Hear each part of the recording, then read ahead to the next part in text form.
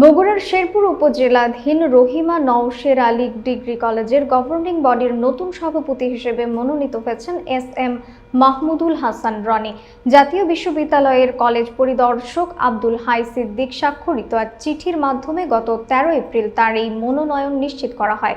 সোমবার সকাল ১১টার দিকে কলেজ প্রাঙ্গণে এক অনুষ্ঠানে কলেজের অধ্যক্ষ, শিক্ষক, শিক্ষিকা এবং স্থানীয় রাজনৈতিক ও গণ্যমান্য ব্যক্তিবর্গ নবনিযুক্ত সভাপতিকে উষ্ণ সংবর্ধনা জানান এবং ফুলের মালা দিয়ে বরণ করে নেন। এস.এম. মাহমুদুল হাসান রনির আগে বাংলাদেশ জাতীয়তাবাদী ছাত্রদলের কেন্দ্রীয় সংসদের সাবেক যুগ্ম সাধারণ সম্পাদক, ঢাকা বিশ্ববিদ্যালয় ছাত্রদলের সাবেক যুগ্ম আহ্বায়ক এবং মুহসিন হল ছাত্রদলের সাবেক ১ নং যুগ্ম আহ্বায়কের দায়িত্ব পালন করেছেন তিনি।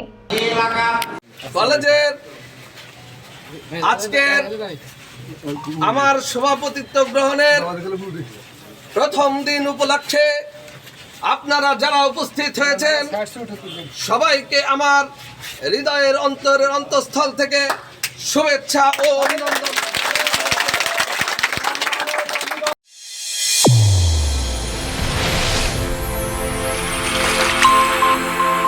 চ্যানেল A1 হৃদয়ের স্পন্দন।